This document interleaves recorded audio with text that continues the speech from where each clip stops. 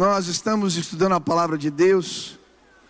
Estou numa série de mensagens chamada Comportamentos Tóxicos. E nós estamos falando de comportamentos nocivos que nos atrapalham em viver santidade, em viver os propósitos de Deus. E o objetivo dessa série de mensagens é te ajudar a vencer pecados recorrentes, te ajudar a lidar com aquelas fraquezas que sempre aparecem de novo na tua vida. E eu creio que se você buscar o Senhor depois desse tempo, dessa série, a sua vida vai ser transformada em nome de Jesus. Por isso hoje, eu não quero que você preste atenção em mim, mas no que a palavra de Deus nos ensina. 2 semanas nós falamos de 2 comportamentos tóxicos. Eu não sei quem estava aqui. Quem estava aqui há 2 semanas atrás no culto, olha só que maravilha. Primeiro era o medidor de culpas quebrado. Eu falei de um senso de responsabilidade equivocado. O mau hábito que temos de colocar a culpa nos outros. E o que a Bíblia nos ensina a esse respeito. Depois estudamos sobre os bezerros de ouro que estão dentro de nós. Os desejos que nós sabemos que não convém. Desejos egoístas, desejos da carne que alimentamos. E nós fomos desafiados a matar o bezerro de inanição. Quem está matando o bezerrinho aí, levanta a mão aí. Aleluia, glória a Deus. E hoje nós vamos estudar mais 2 comportamentos tóxicos. Mas eu queria antes ler a palavra de Deus junto com você em Êxodo, capítulo 32, versículo 21 a 24. Diz assim a palavra do Senhor. E perguntou a Arão, que ele fez esse povo para que você o levasse a tão grande pecado? Respondeu Arão, não te enfureças, meu Senhor. Tu bem sabes como esse povo é propenso para o mal. Eles me disseram, faça para nós deuses que nos conduzam, pois esse Moisés, o homem que nos tirou do Egito, não sabemos o que lhe aconteceu. Então eu lhes disse, quem tiver enfeites de ouro, traga-os para mim. O povo trouxe-me o ouro e eu joguei no fogo e surgiu este bezerro. O que me chamou a atenção nesse texto quando estava lendo a palavra de Deus foi a pergunta que Moisés faz para Arão, quando ele está descendo a montanha, depois de se deparar com a glória de Deus, e ele encontra o povo fazendo farra e adorando um bezerro de ouro. E a pergunta que ele vai fazer, em outras palavras, é essa: o que te fez pecar deste jeito? E o propósito dessa série é tentar compreender o que nos faz pecar. Por que caímos de novo nos mesmos erros? Meu pai tinha um hábito de dizer assim, olha, errar uma vez, tudo bem. A segunda até passa, mas a terceira é burrice. O problema é que a gente não erra 3, a gente erra 5, 10, 20 na mesma coisa. Mas por que isso acontece conosco? Eu quero recomendar um livro aqui para você, chamado Retorno à Santidade. Quem já leu esse livro? Se você não leu, compra lá, Gregory Friesel. Ele vai falar que nós subestimamos muitas vezes o impacto do pecado em nossas vidas. E ele vai dizer que por causa disso, nós estamos tratando cânceres usando band-aids. E eu queria dizer para você dos prejuízos que o pecado recorrente traz na nossa vida. 1 Coríntios 11, a Bíblia diz que muitos estão doentes e já dormiram, faleceram, por causa de pecados recorrentes. Tem muita doença que é fruto de pecado recorrente. A Bíblia fala que a autoridade espiritual é minada. Em Tiago, a Bíblia também fala que a nossa comunhão com o Senhor, ela é interrompida, e que bênçãos do Senhor que estavam para cair na nossa vida, elas são bloqueadas. Hoje eu vim dizer que toda a bênção que Deus tem para você vai alcançar a sua vida. A chuva, o orvalho do Senhor vai alcançar você, os seus e a sua casa. Porque pecados vão ser tirados, em nome de Jesus, arrancados fora de nossas vidas nessa busca sincera por santidade. Quantos desejam isso? Amém?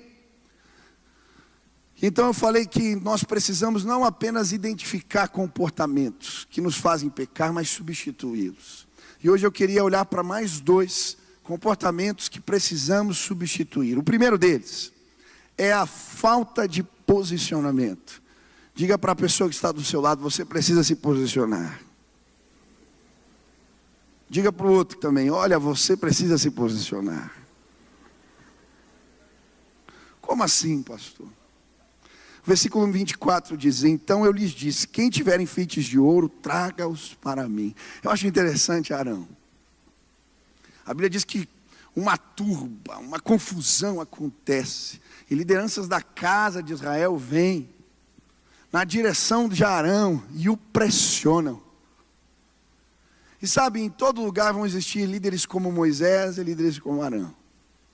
Fico imaginando, se fosse com Moisés, meu amigo, o negócio ia pegar. Você vai ver as rebeliões no livro de Números, a rebelião de Corá.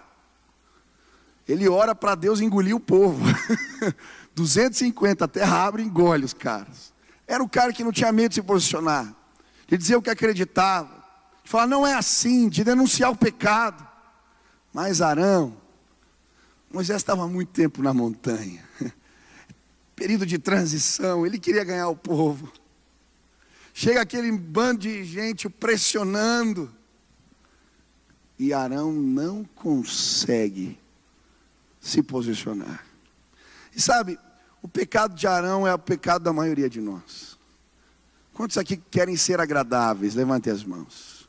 Quantos gostam que as pessoas gostem de você? Levantem as mãos. Todos nós.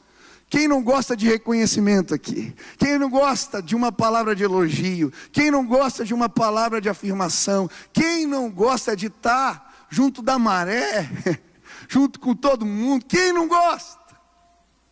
O problema é que servir a Jesus muitas vezes envolve dizer, não é desse jeito. E como nós temos dificuldade de resistir às pressões sociais. Eu estava participando de uma palestra alguns anos atrás, e eu vi um estudo sobre psicologia social. Um dos pioneiros, que fez um primeiro experimento, o nome desse camarada é Salomão Asch. E ele faz uma série de pesquisas muito interessantes, que vão revelar como a maioria de nós cede às pressões dos grupos, às pressões sociais. Eu queria mostrar um vídeo, rapidinho aqui.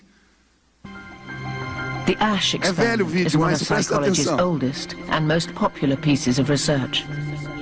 A volunteer is told that he's taking part in a visual perception test.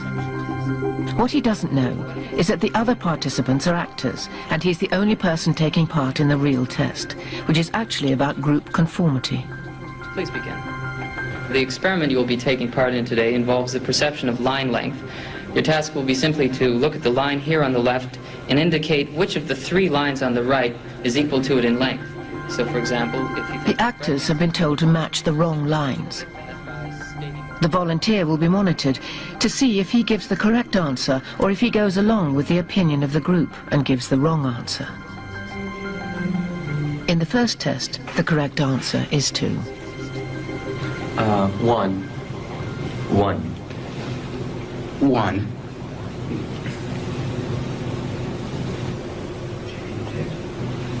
2. 1. Once again, the correct answer is 2. 3. 3. 3.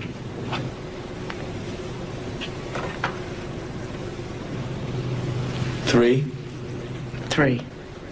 The Asch experiment has been repeated many times, and the results have been supported again and again. We will conform to the group. Again, we're very social creatures. We're very much aware of what the people around us think. We want to be liked. We don't want to be seen to rock the boat, so we will go along with the group, even if we don't believe what people are saying. Olha que interessante. Sabe qual que é o resultado dessa pesquisa? Eles fizeram experimento muitas vezes. Sabe qual é a porcentagem de pessoas que se mantiveram firmes na sua opinião até o final? 20 a 30%. Isso quer dizer que de cada 10, 2 ou 3 pessoas. Era óbvia a resposta. Mas o grupo influenciou nas suas decisões? Você já parou para pensar como você é influenciado pelas correntes? Você já parou para pensar como o seu comportamento, como a sua moral, como aquilo que você diz ser certo ou errado, depende de influências de pessoas que são muito próximas de você? Talvez referenciais, talvez amigos, talvez parentes. A gente quer ser reconhecido, a gente quer falar e não discordar. Mas sabe, eu creio em nome de Jesus que essa porcentagem vai aumentar dentro da igreja. Nós vamos ser a resistência. Aqueles que dizem sem ter medo: eu penso diferente de você. Quantos creem nisso? Eu vi uma história ridícula esses dias, mas eu vou contar. Diz que tinha um cara, um beiral assim de uma ponte, querendo se jogar, ia se suicidar. E passa um policial novo do lado dele. Fala: rapaz, não faz isso. E começa a conversar com ele, tentando fazer desistir do seu intento. E aí o rapaz falou assim para ele: olha, se eu contar a minha história para você, você vai concordar com o que eu estou fazendo. E o policial, tentando ganhar tempo, falou: tá bom, conta a tua história.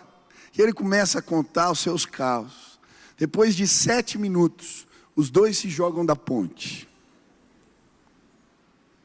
Eu sei que a história é muito ruim, é trágica, mas a verdade é que muitas vezes nós colocamos tudo a perder, porque simplesmente vamos no embalo alheio, na conversa dos outros.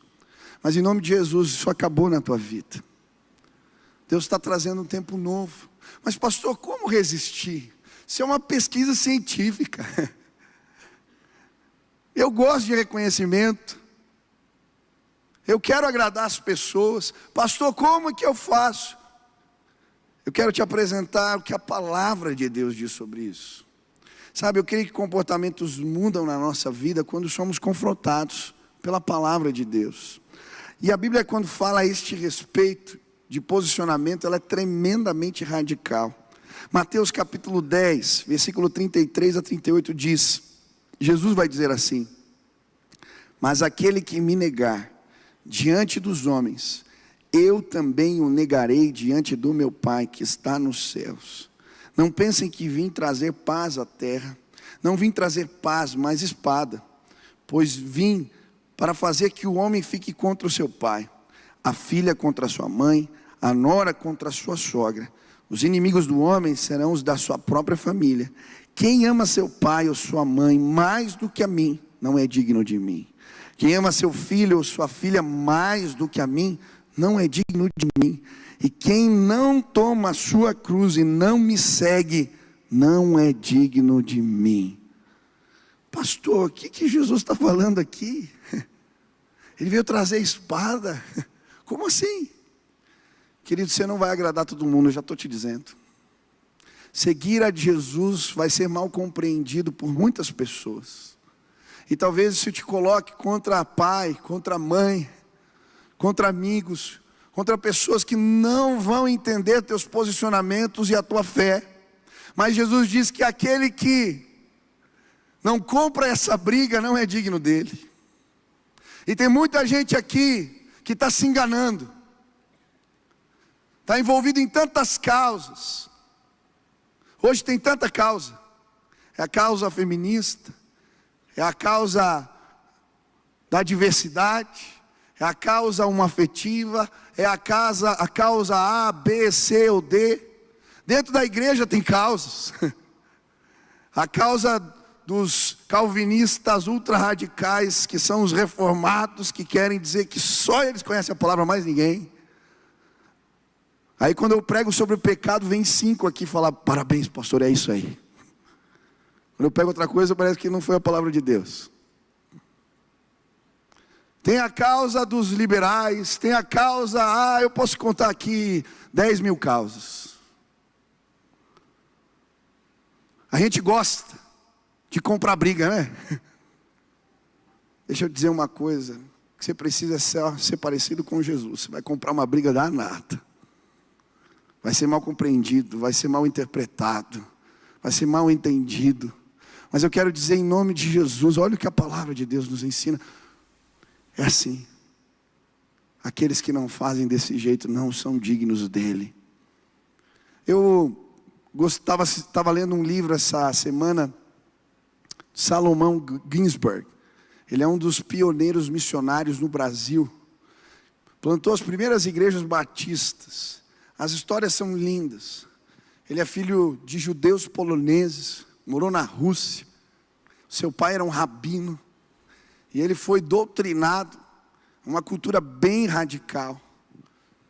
Foi estudar fora de casa na Alemanha, e quando volta, o pai já tinha arranjado um casamento para ele com uma judia rica. Ele não gostou da menina que tinha 12 anos, não queria casar com ela, ele literalmente fugiu de casa para não casar. E ali ele vai para os Estados Unidos, em Nova York. Tinha um tio, que era um rabino muito conhecido, e ele fica na casa, um cara simpático, culto, querido, recebe bem, lhe dá um emprego, lhe dá trabalho, as coisas vão indo muito bem na vida dele. Mas um dia ele estava caminhando pela rua, e tinha um pregador assim, esses de rua, e ele estava falando de Isaías 53, era um missionário entre os judeus, e ele explicava Isaías 53, e aquele homem está passando, e ele lembra, quando ele vê aquela história, falou, poxa, quero ver o que esse cara tem para dizer sobre Isaías 53, quem é esse personagem, que aparece nesse texto?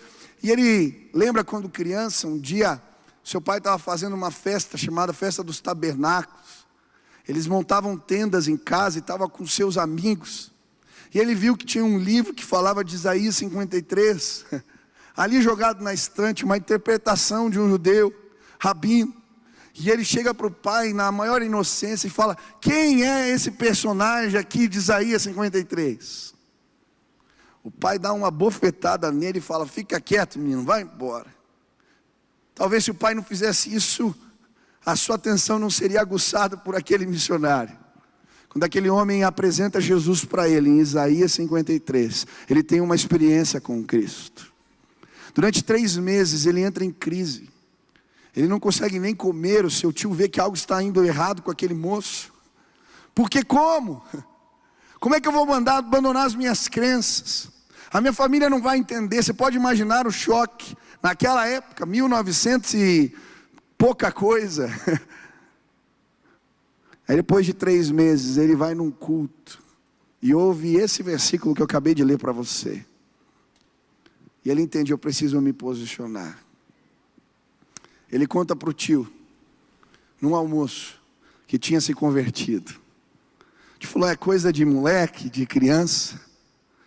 Só vou considerar essa decisão séria se ele se batizar. E aí ele não tem dúvida, passa um tempo, faz o discipulado, convida toda a família. Quando ele se batiza, é batizado nas águas. Quando ele volta para casa, as coisas dele já estão do lado de fora.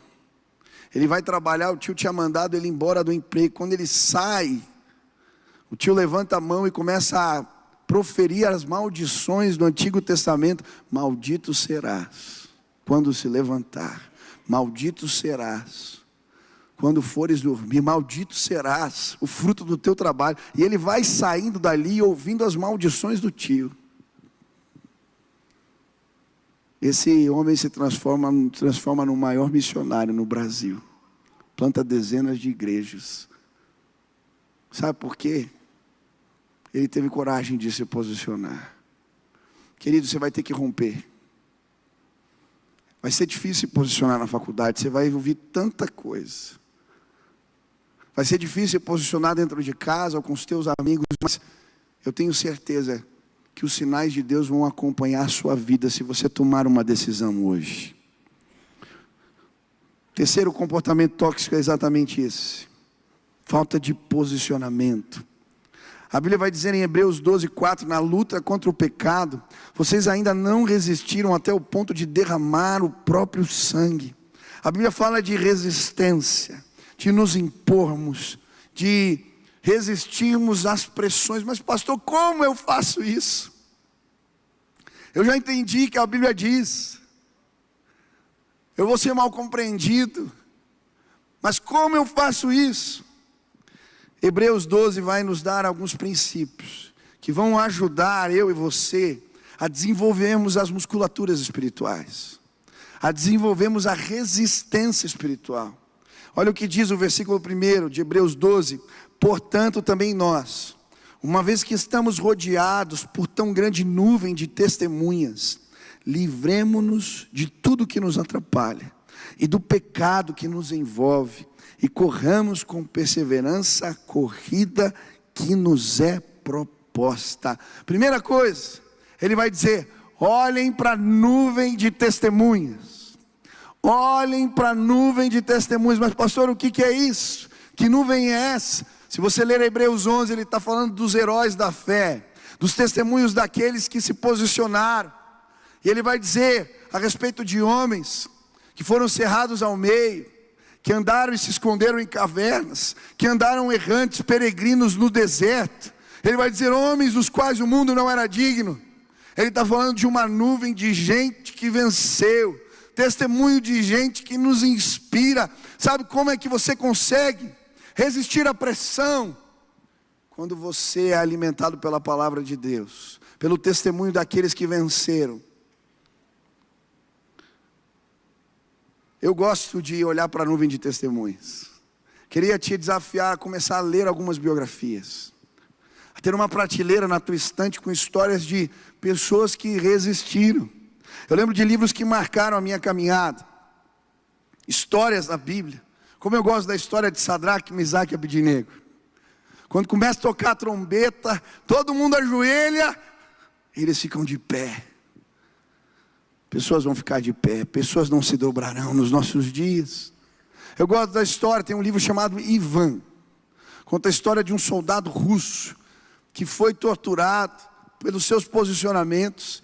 E Deus fazia milagres, eles quebravam a janela do lugar que ele estava preso. E era para morrer de frio, e Deus vinha e o aquecia. São inúmeras histórias lindas.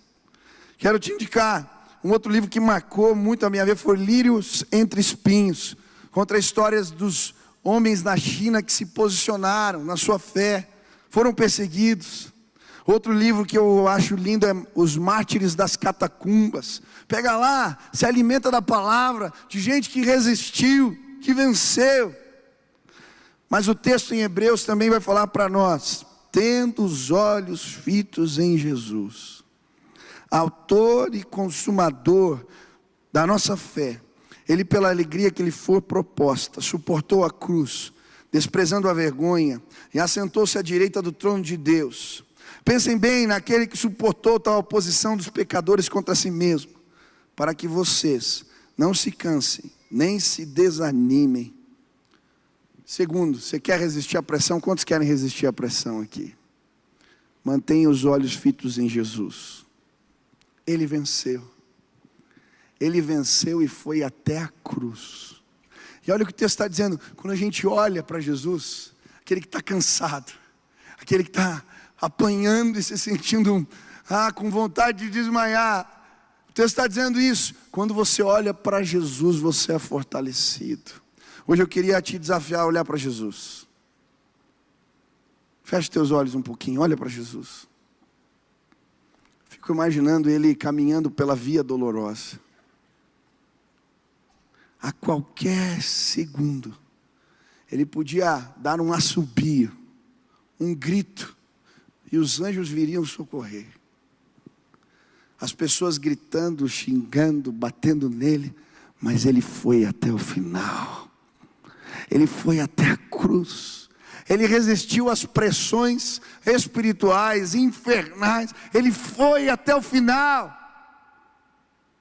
Porque ele tem algo comigo e com você. Você está cansado, desanimado, você tem vivido pressões. Em nome de Jesus, olha para ele hoje. E a sua fé vai ser fortalecida sim, em nome de Jesus. Quantos querem aprender a se posicionar com Cristo aqui? Talvez você esteja num lugar onde a sua fé é mal compreendida. Hoje nós vamos orar por você. Quantos são os únicos aqui crentes dentro de casa? Você é o único cristão dentro de casa, levanta a mão. Fica de pé no seu lugar. Você é o único crente dentro de casa. Ninguém da sua família serve a Jesus, só você. Eu quero que você que está perto aí, põe a mão no ombro dessas pessoas. Nós vamos orar por eles agora.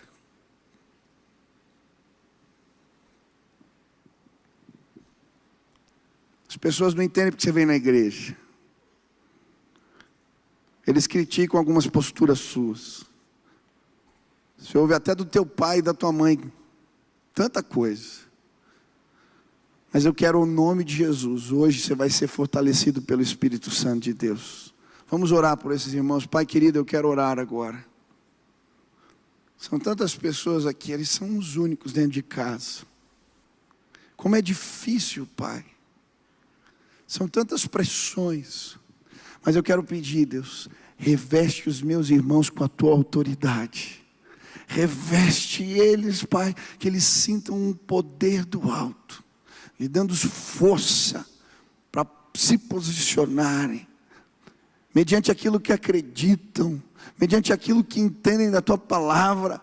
Pai, em nome de Jesus, vem com o teu poder agora, e que eles possam sim glorificar o teu nome a cada dia, no lugar onde estão, na casa onde o Senhor os colocou. Faz assim, Senhor, em nome de Jesus. Fortalece os teus servos hoje. Essa é minha oração. Amém, amém, amém. Dá um abraço aí no irmão, fala assim: cara, Deus é contigo, você não está sozinho. Aleluia.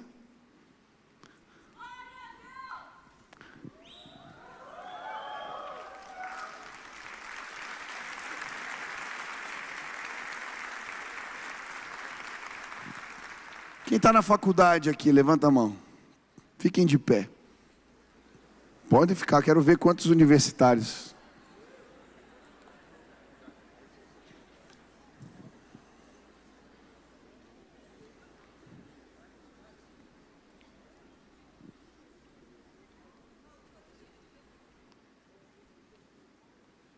Vai ter muito professor, vai ter muito líder de agremiação, de movimento universitário, te ameaçando e falando um monte de besteira para você. Mas eu quero declarar: não somos 20% não, nem 30, nem 40, os que estão aqui hoje, é gente cheia do Espírito Santo. Vocês vão se posicionar sim, custe o que custar, doa o que doer. Nós vamos tomar as faculdades. Nós vamos tomar as lideranças das agremiações. Nós vamos tomar as cadeiras das principais disciplinas nas principais universidades. Porque Deus quer levantar vocês como missionários. E eu vou dizer o que vai acontecer. Vocês vão entrar ali, cheios do Espírito Santo. E contra todo bom argumento, existe o poder de Deus. Contra toda boa ideia, existe algo que ninguém pode reproduzir, que é o favor do Senhor. É interessante porque no Egito existiam as escolas dos magos. Quando Moisés vai falar a respeito do Senhor, os magos e feiticeiros daquelas escolas reproduziam milagres semelhantes. Mas chega uma hora, quando Deus toca aquela terra com as pragas, se eu não me engano na terceira, que eles tentam reproduzir, o faraó chama ele e fala assim: isso aqui não tem o que fazer, isso aqui é o dedo de Deus. Vocês vão levar os sinais e os milagres de Deus para dentro das faculdades, e não tem bom argumento que possa resistir ao testemunho de vocês. Por isso se levantem. Não tenham medo de dizer: eu vou me guardar para um relacionamento no casamento. Não tenham medo de dizer: eu não vou em determinados lugares. Não tenham medo de defender as suas ideias, porque vocês são homens cheios do Espírito Santo que vão transformar essa terra. Nós vamos tomar as faculdades, nós vamos formar os próximos, as próximas lideranças.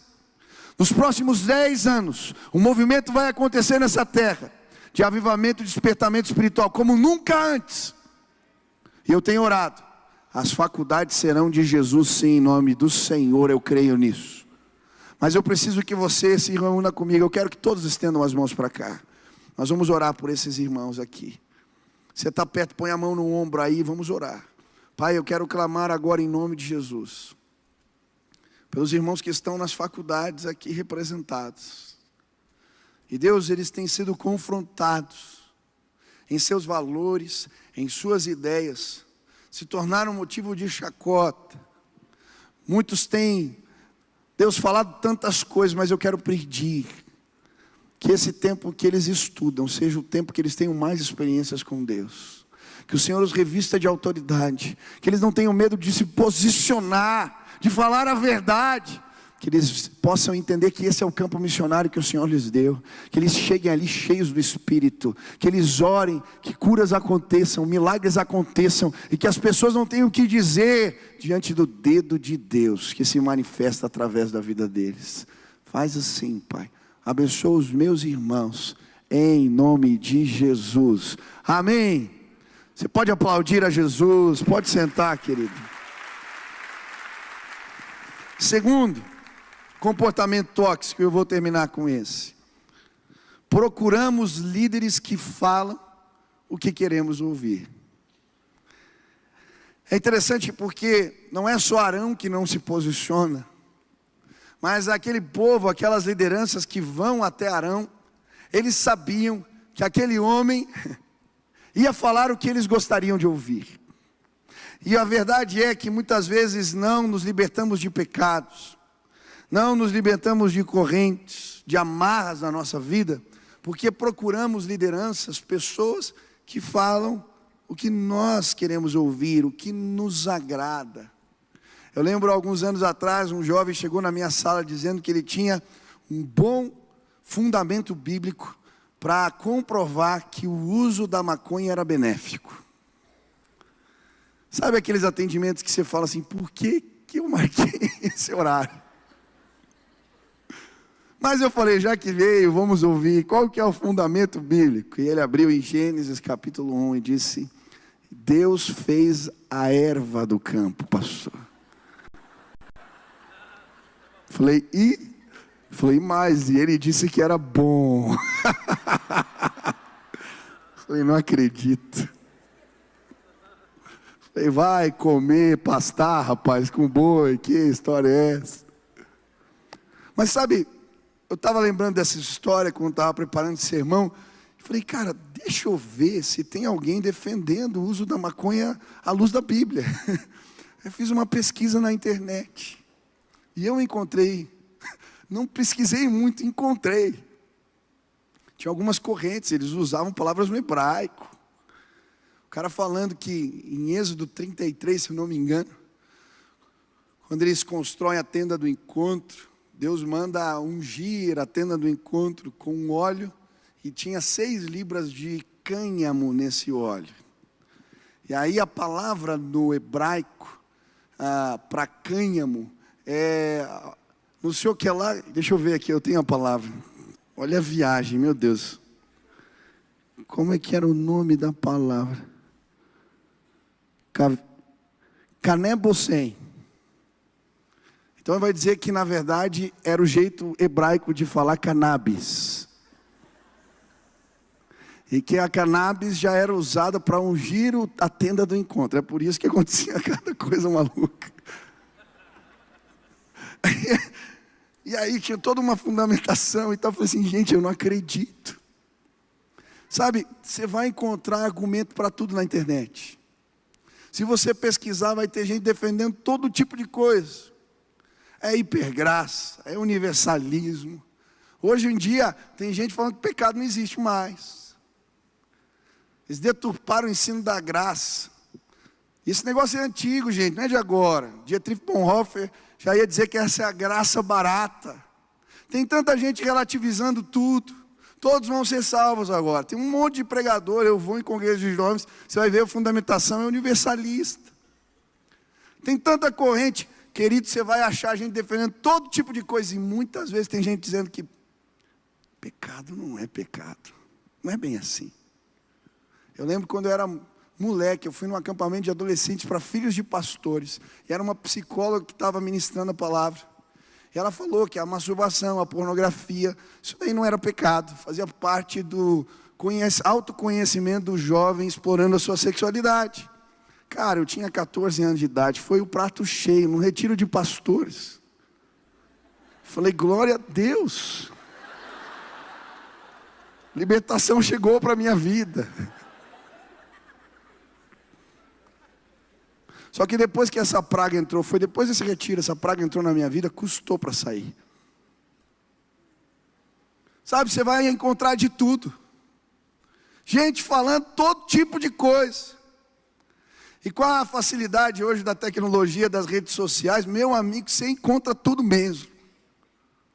Mas pastor, então como saber? Quais são os líderes que eu devo buscar? Qual é o critério, pastor? Eu não quero ouvir pessoas que falam o que eu quero ouvir. Eu quero seguir a palavra de Deus, a verdade do Senhor. Qual é o critério? A Bíblia vai contar uma história interessante do rei Acabe. Ele está para ir numa guerra, chama Josafá para ir com ele, unindo o reino do norte e do sul para a batalha. Chama os seus profetas, 400, todos falam, pode ir para a batalha, você vai vencer. Tem um que põe até um chifre e fala, você vai ferir os teus inimigos dessa maneira. Aí Josafá pergunta, mas não tem nenhum profeta do Senhor aqui? Ele fala, tem um, mas ele sempre fala o que eu não gosto de ouvir. Aí aparece Micaías. Ele começa a profetizar, ele pergunta e fala, ó, se você for para a batalha, você vai morrer.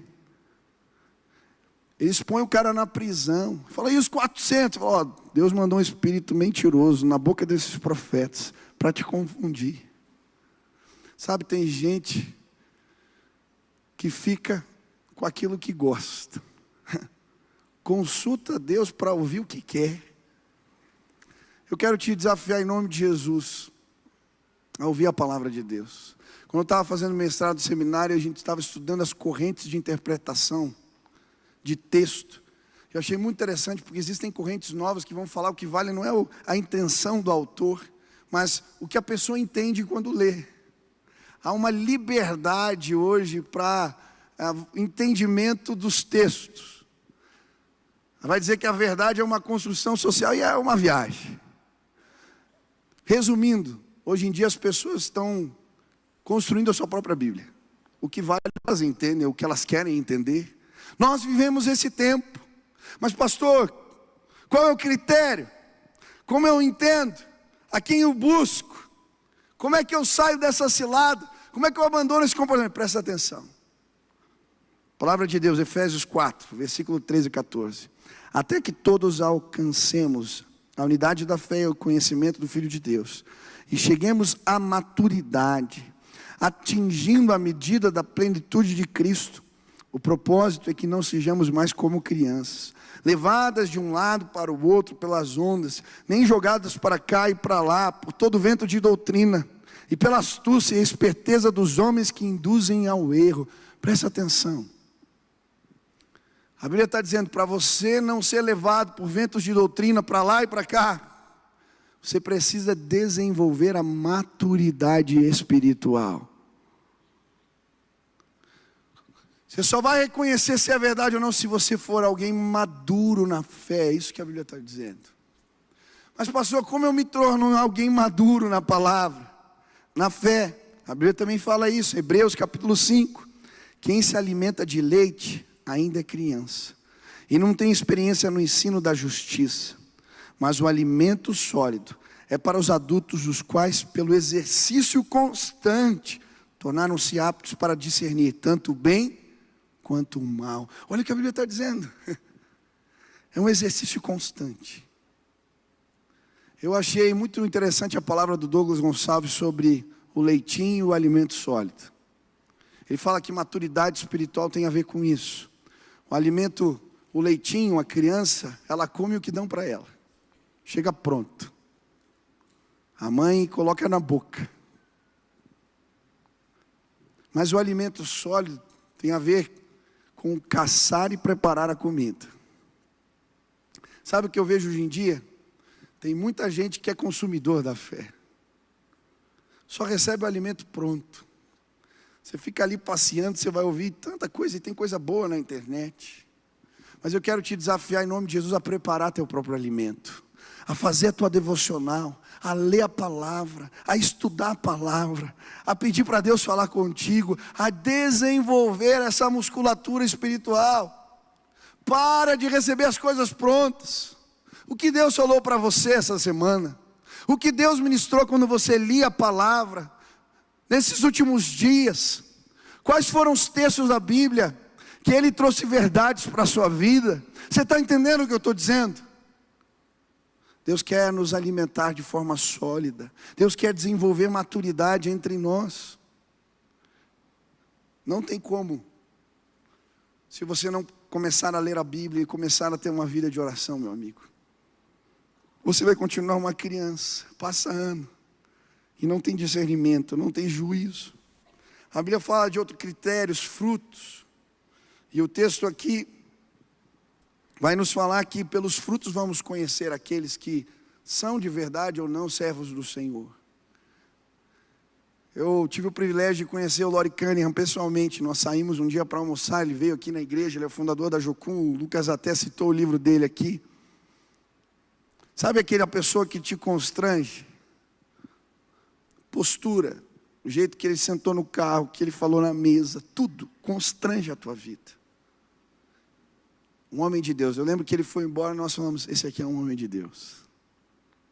E seu lá, os frutos são belíssimos. Cada história, cada coisa linda que Deus fez.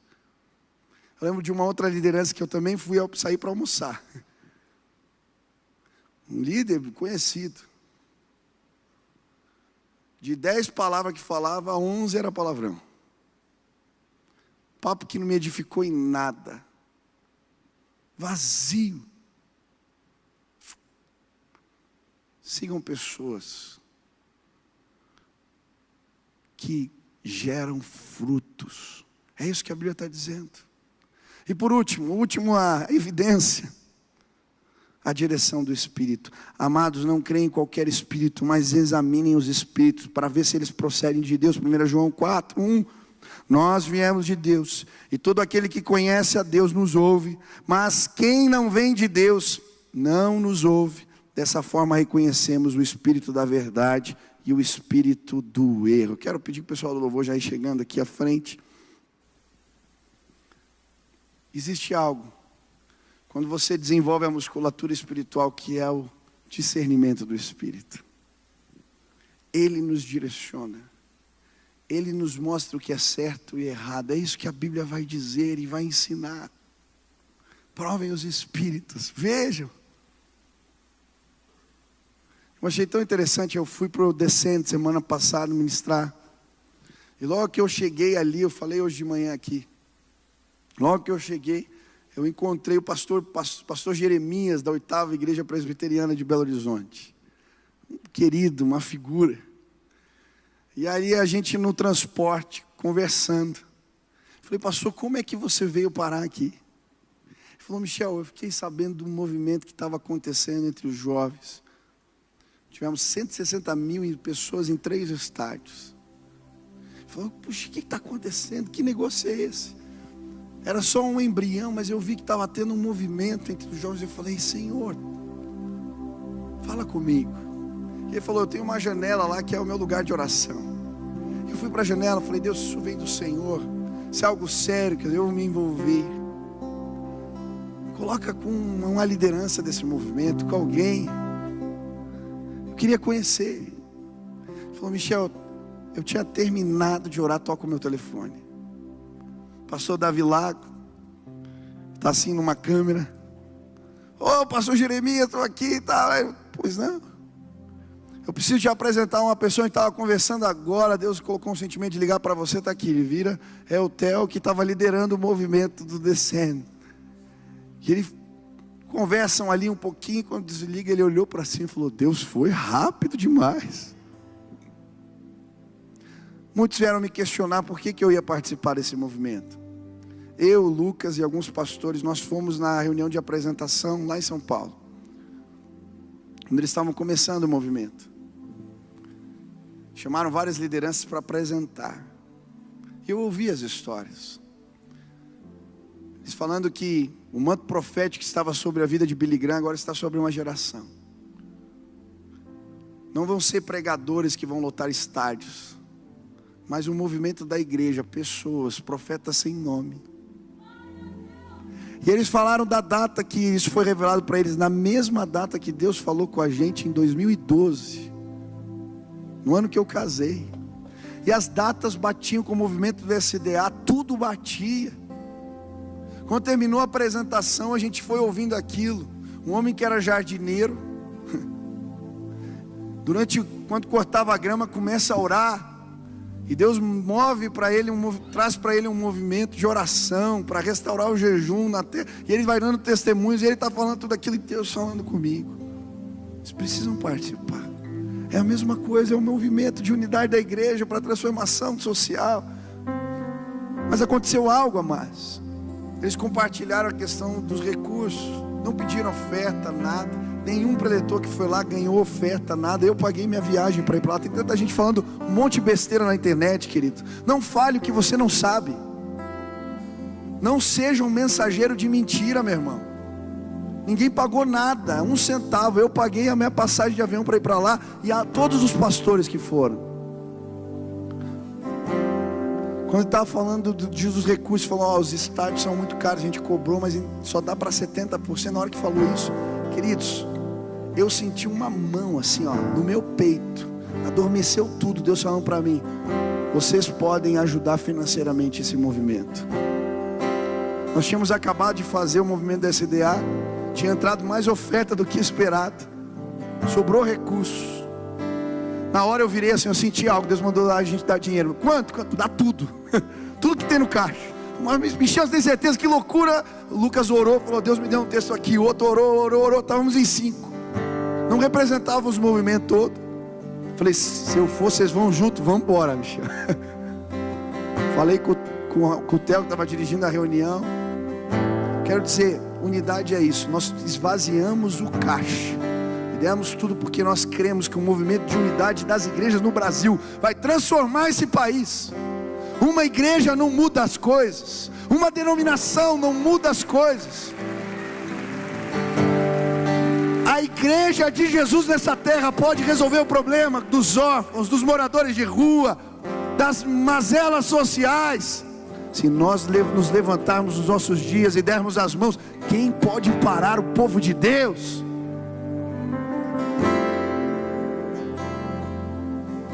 Chegou na reunião, né? A gente veio, tinha mais 30. Uns 20, 25 pastores. Aí eu ia falar que a gente estava querendo dar oferta, já tinha comunicado lá. Aí um falou: poxa, eu não sei se eu não deveria, eu não sei isso, eu não sei aquilo. Um levanta a mão lá e fala: olha, o Senhor disse que Deus revelou para ele, o Senhor tem revelado a ele tantas coisas. Vamos junto que tem bênção nesse negócio.